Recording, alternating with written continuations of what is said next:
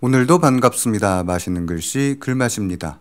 거두절미하고 오늘의 주제는 음양오행입니다. 음양오행에 대한 이야기를 짧게 나눠볼까 합니다. 뭐가 음이고 양인지, 그리고 오행은 과연 무엇인지에 대해서만 간략하게 짚어보는 시간을 가질 건데요. 음양오행이라고 하면 왠지 미신 같고 우리 삶과 먼 뜻으로 다가오죠. 그런데 이게 태극기에도 있고 달력에도 있어서 우리는 알게 모르게 음양오행 속에서 생활하고 있습니다. 음양은 밝고 어두움, 남성적, 여성적 대립의 두 힘을 말하고, 오행은 목, 화, 토, 금, 수 이 5가지 기운을 말하죠. 월화수목금토일이니까 화수목금토라고 하면 쉬운데 왜 목화토금수라고 하는지도 이따가 말씀드리겠습니다. 오늘의 글자여행 시작합니다.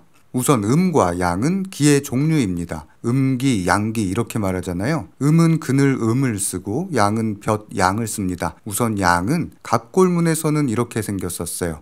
T 형태로 보이는 건 제사상을 뜻하고, 언덕 너머에서 제사상 위로 해가 오르는 모습을 본뜬 글자입니다. 그리고 음은 원래 어둡다는 뜻을 가진 음만 있었습니다. 깊은 산 속의 어둠을 뜻했어요. 햇볕을 가리고 막을 수 있는 그런 뜻도 가지고 있죠. 그리고 후대의 언덕 부가 이렇게 붙은 겁니다. 그럼 기는 뭐냐? 공기, 즉 가스 상태의 밀입자로 만물을 구성하는 요소예요. 원자 같은 거죠. 기의 옛 글자의 모양은 이렇습니다. 줄 3개예요. 3과 똑같았습니다. 그러다가 이게 여기가 휘어서 가운데 쌀 미가 없는 모양이었는데요. 기는 기운이죠. 그래서 나중에 식량, 밥을 뜻하는 쌀 미를 넣어서 지금의 모양이 된 게 기랍니다. 근데 여러분, 따뜻한 공기는 위로 올라가죠. 차가운 공기는 아래로 내려옵니다. 과학 시간에 배운 대류 현상이죠. 그럼 따뜻한 기는 하늘로 올라갑니다. 그래서 하늘이 되죠. 그리고 차가운 기는 아래로 내려와 뭉쳐집니다. 그럼 물과 흙 같은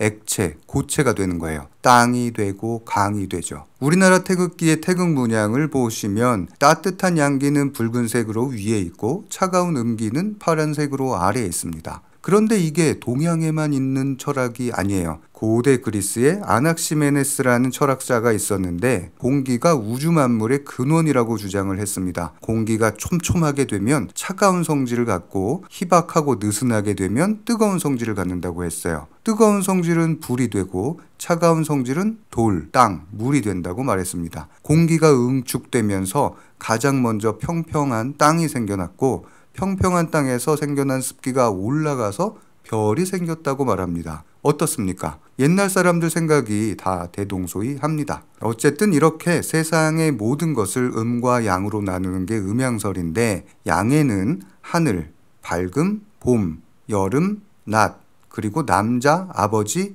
동쪽, 남쪽, 그리고 높음, 그리고 앞으로 가는 앞쪽, 그리고 오른쪽, 뭐 이렇습니다. 그리고 음은 반대죠. 땅, 어둠, 가을, 그리고 겨울, 밤, 여자, 어머니, 서쪽과 북쪽, 낮음과 뒤, 그리고 왼쪽.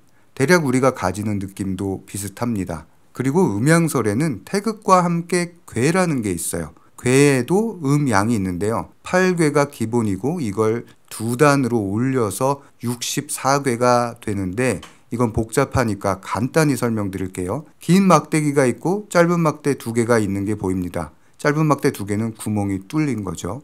이런 막대를 효라고 부르는데, 긴 막대는 양효라고 부릅니다. 그리고 짧은 막대 2개는 음효예요. 생각하시면 바로 이해가 됩니다. 양효와 음효를 3단으로 쌓을 건데, 그러면 2의 3승, 총 8개의 조합이 만들어집니다. 이게 8괴예요. 그 중에 건, 곤, 감리 이 4개를 뽑아서 태극기에 넣었죠. 건은 긴 막대기 3개, 제일 강한 양이겠죠. 그리고 곤은 음효만 3개, 제일 강한 음입니다. 그래서 태극기에는 음양이 균형 있게 들어있는 거죠. 근데 8괴로는 뭔가 부족해서 한 단을 더 쌓았어요. 그랬더니 2의 6승이 됩니다. 그래서 64괴라고 부르는 거예요. 이걸로 옛날 사람들은 하루의 운세를 점쳤습니다. 그래서 점괘라는 말이 탄생한 겁니다. 여러분, 태극무늬 위아래 그리고 건곤감리 위치 헷갈리시죠? 우선 제일 큰 양, 하늘 건은 3개의 양효로 이루어져 있습니다. 그래서 왼쪽 위에 들어갑니다. 태극무늬도 여기서 하늘에서 시작한다고 생각하시면 되는데요. 그럼 이런 모양이 되겠죠. 이 모양대로 숫자를 넣어보세요. 그럼 3, 4, 5, 6 이렇게 됩니다. 그럼 태극기 아주 쉽게 외울 수 있습니다. 기억하세요. 이제 오행을 알아보겠습니다. 오행은 5~5의 단일행입니다. 5가지가 서로 맞물려 움직이고 변한다는 뜻에서 단일행을 붙인 거예요. 오행의 구성은 목, 화, 토, 금, 수. 이거 순서 이렇게 외우실 필요 없습니다. 이해를 해야 합니다. 우선 음양의 이해를 위해서 그림을 그려볼게요. 이렇게 흰 동그라미는 양, 검은 동그라미는 음으로 합니다.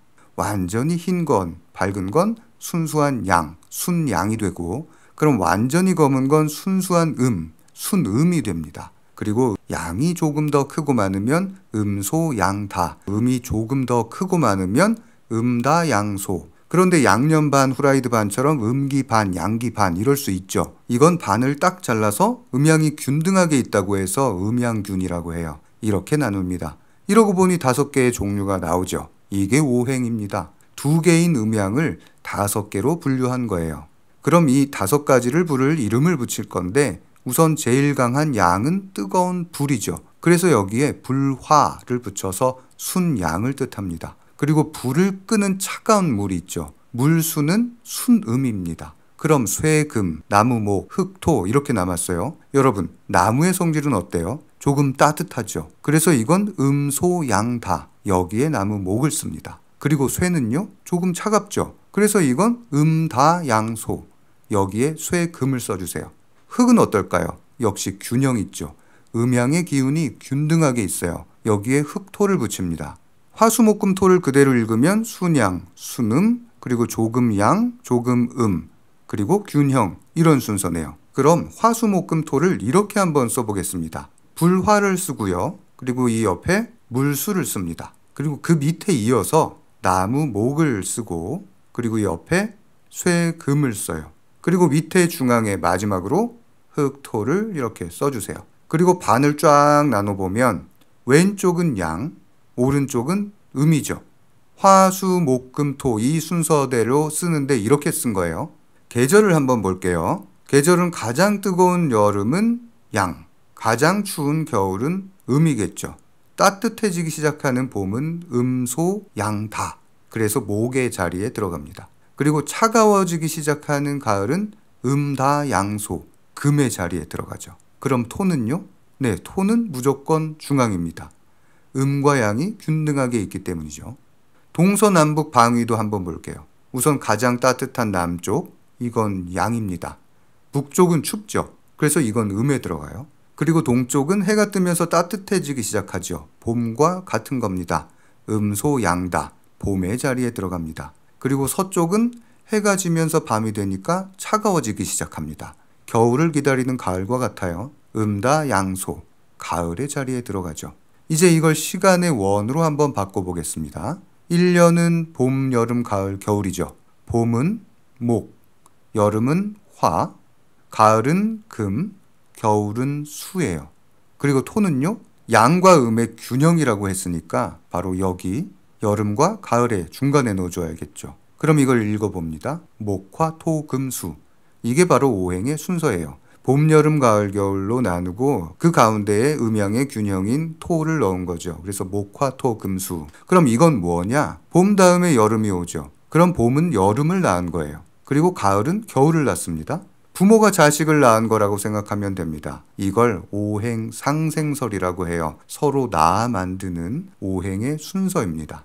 그런데 이런 법칙도 있습니다. 자식이 엄마 말은 잘 안 들어요. 그런데 할아버지 할머니 말은 듣습니다. 그런 경우가 많죠. 부모가 자식을 못 이기는데 할머니 할아버지는 손자 손녀를 이길 수 있어요. 그래서 이런 구조가 나와요. 목은 토를 이겨요. 그리고 화는 한 칸 띄고 금을 이깁니다. 토는 한 칸 띄고 수를 이겨요. 금은 목을 이기고 수는 다시 화를 이깁니다. 이걸 오행이 서로 상극관계에 있다고 해서 오행상승설이라고 합니다. 여기서 승은 탄다는 뜻의 승이에요. 올라탄다는 뜻이죠. 그래서 이게 둘이 만나면 서로 안 좋은 겁니다. 아까 얘기한 상생설, 바로 옆에 붙어 있는 그런 글자들이 만나면 서로 기운을 주고받고 상생하는데, 한 칸 띄어서 있는 글자들끼리 만나면 상극이 된다는 뜻입니다. 그래서 한의학에서는 인체의 생리 병리 현상을 분석할 때 쓰고요. 풍수지리에서는 좋은 기운을 찾고 나쁜 기운을 피할 때 쓰죠. 그리고 계절에 맞는 음식을 고를 때도 음양오행이 쓰이고 있습니다. 그리고 아름다운 우리 한글의 창제 원리에도 음양오행 사상을 적용해서 자음모음의 조합에 이런 원리가 담겨 있죠. 지금도 이름을 짓는 성명학에서는 음양오행 사상이 매우 중요하게 여겨지고 있습니다. 오늘은 음양오행의 기본에 대해서 알아봤습니다. 어렵지 않은 시간이었길 바라고요. 저는 또 다음 영상으로 여러분 찾아오겠습니다. 오늘도 감사합니다.